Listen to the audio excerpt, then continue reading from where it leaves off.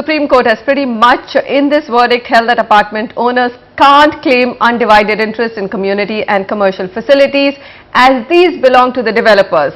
The judgment, of course, like we said, impacts lakhs of families living in housing projects in Haryana, where ownership over common areas and facilities remained a big bone of contention between the developer and apartment owners. With me in the studio to thrash out this issue is Rohit Raj Modi, Director, Ajiana Homes Private Limited, with a developer point of view, and Vaibhav Gaggar, Partner Gaggar and Associates, Solicitors and Attorneys. Of course, he was a part of the larger permission to develop DLF City.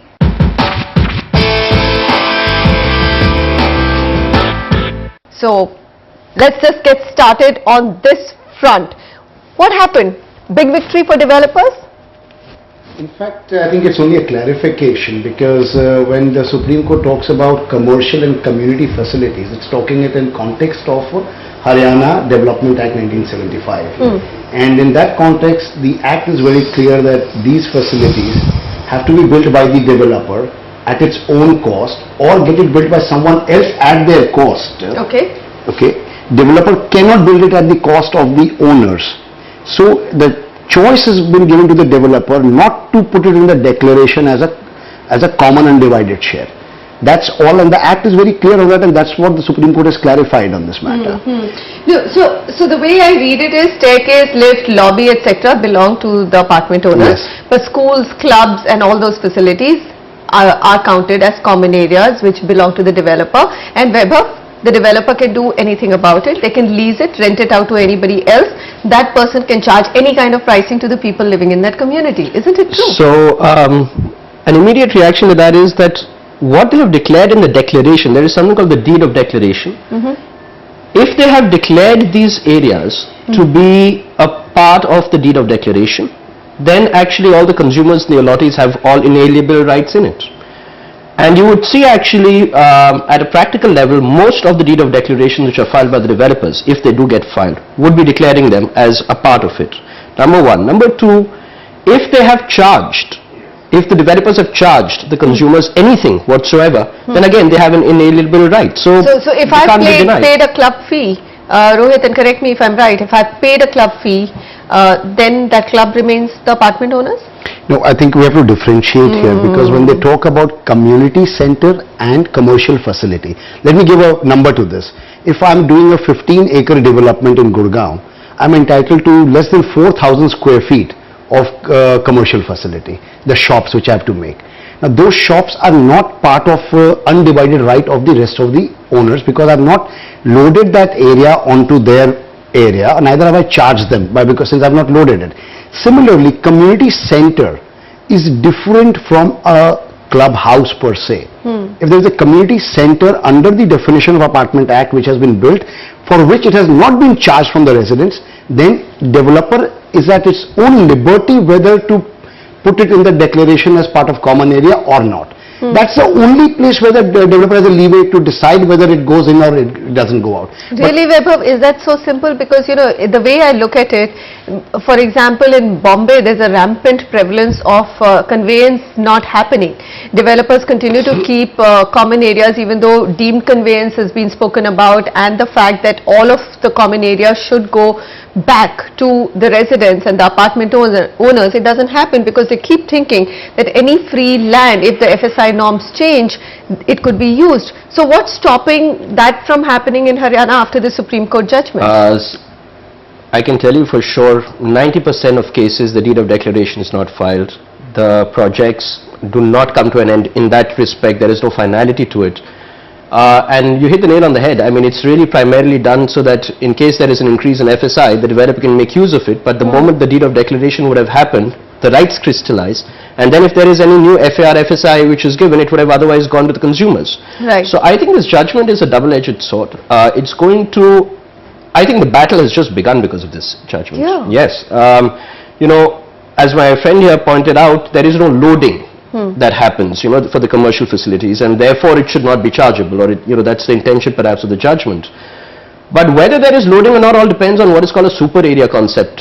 And believe you me, I haven't understood what super area means. I don't think anybody really knows what super area means. If you look at the definitions in the agreements, they go in for 1.5 to 2 pages of what a super area is. Absolutely. And I think that brings us to the crux of the problem that most apartment owners face today. So what are they getting loaded with, Rohit? And that's, I think, everybody's concern. So, the project, and especially these big projects which have a lot of commercial facilities also located within them, are meant for, you sell a project saying, hey, guess what, I'm going to give you a supermarket right next to your apartment. Guess what, I'm going to give you a primary school, and that's why I'm charging you a premium, right? So it's all so complex. And whether that pricing is for the flat, whether that pricing is somewhat for the school and the supermarket that you're providing residents, is very unclear, isn't it? Manisha, we need to distinguish pricing from what is being offered over there. And again, I would say that the judgment is in the context of the act. It's not a general sweeping thing which you can take it across the country. And we shouldn't interpret it We as should such, not and interpret it shouldn't that get way. or raise the alarm bells just yet. Exactly. Fair enough. That would be, buying into a lot of jingoistic and, bombastic behavior, because this So judgment nobody will is use the apex court ruling to go to court. No Because developers will do that across the I have read country. that 57-page judgment 3 times to understand it in clarity, okay? Okay. And it is very, very clearly in the context of the Apartment Act and the Haryana ownership of the Apartment Act. Right. Where, specific to the declaration, and I would slightly disagree with my friend over here, is that if you look at UP, for example, now, after the Apartment Act has been enacted in 2010, you are supposed to file a declaration within 90 days of approval of building plan. Okay, so the rights will tend to crystallize then and there within 90 days of sanction of building plan. Haryana Apartment Act and the Development Act requires you to file a declaration within 90 days of completion certificate. Okay. Okay. Is that happening? Are developers It is doing happening. that? It is primarily most of the I can see recognized Vaibhav developers smiling. are- Is it happening, Vaibhav? As per me, no. It's because not they don't even come happening. See, to the that's the whole stage of the problem. completion certificate. They would not get they'll get the partial completion certificate. They would not get a completion certificate if it's spread over 1,500 acres, say, a project. Right. And there are instances, 450 acres, 600 acres. Now that's where we need to differentiate between a group housing complex, a gated group housing complex versus a township. Okay. So these This problems judgment do is in town- arise in townships where there are walled apartments and then there are plotted developments and there's a mixed use. Because in a township, if you go for a revision of the layout, you suddenly pick up a community center which was there and you plonk it there and say, okay, I am meeting my percentage requirements. But when you talk about largely the gated group, what is group housing colony under the Haryana's definition, where these flexibilities do not exist, you cannot say that, okay, I'm going to take this out of this 20-acre housing society of mine and shift it into another 20-acre housing complex. That you're not allowed to do. Samir, you believe that those flexibilities don't exist? Well, I have a slightly Just because it's different 20 view. acres or 50 acres, does it have to be like, 300 acres plus for the developer to have flexibility of using the common areas as they wish to?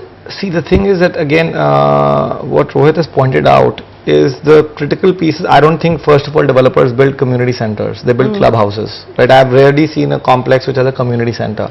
Now, clubhouses, there's this big debate, and it's a big question mark because it's a complete gray area. I'll give you a small example. The developer charges 2 lakhs as club membership fees and probably recovers the entire cost of the club by the membership fees only and continues to control the club.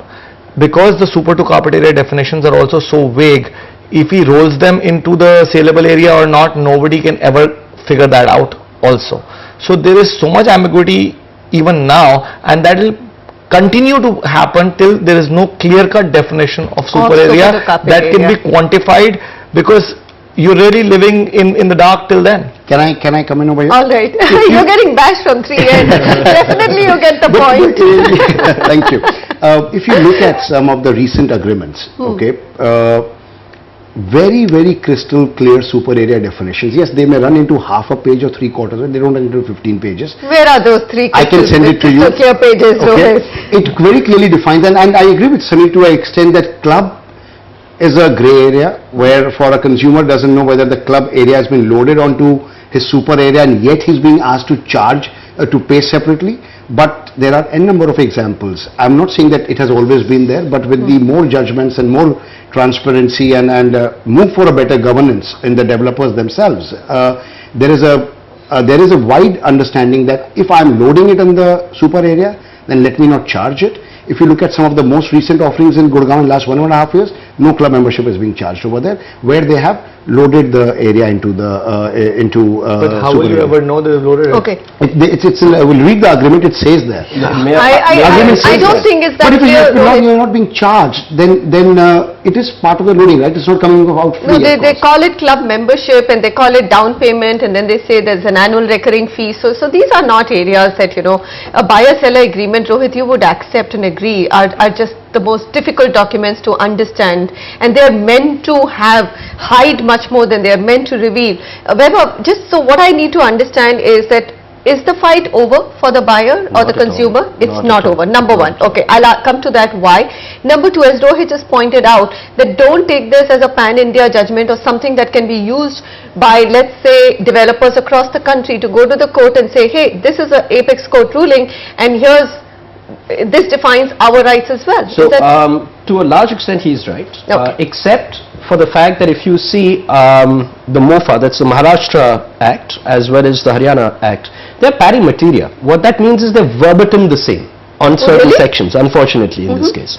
Which would mean that even though the Supreme Court has clarified or has stated in this judgment that, listen, we're only dealing with this particular act and not the other acts, I can see people arguing that it will be absolutely applicable because it's verbatim the same, and then the law kicks in to say it will be binding, actually. So section 3 is verbatim, is pari materia, absolutely, Okay. between the two acts. So, I mean, And why is the buyer's fight not over yet? Because, after an apex court is ruled, and at least the Silver Oaks Apartment Association members are saying they're still going to figure out a way to appeal or whatever, but I would think that, isn't the story over for them on this one? 2-3 immediate thoughts on that. A, they have the right of a review, and I've been given to understand that they are going to be Seeking applying a review. for. Yes, we would get to know within a day or two about that.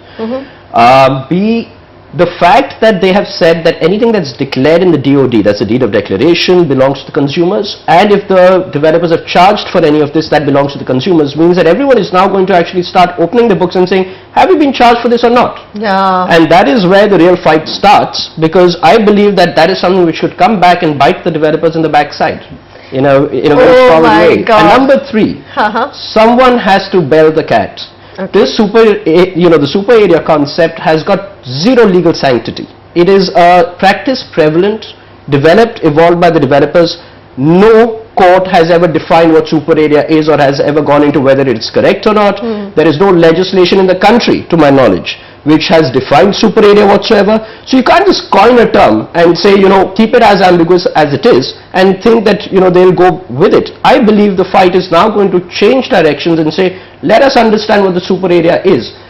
And I can tell you for a fact, 2 developers, I won't name them, where we have sought details of super areas through court. There are directions of a court to say provide them the calculation of how you're coming to a super area. They refuse to do it. There is a contempt ordered against them. They still refuse to provide it for a very good reason. They have a lot to Okay, hide. so I think we're back to that very simple one premise that we need to know what super area is, what the consumer is being charged for, and that's the only way he will know whether it belongs to That's him right. or it belongs to the developer. right. And for that, I think we can keep going to the courts, or we can have a regulator, whether we like it or not. We hope that the new government will bring that in.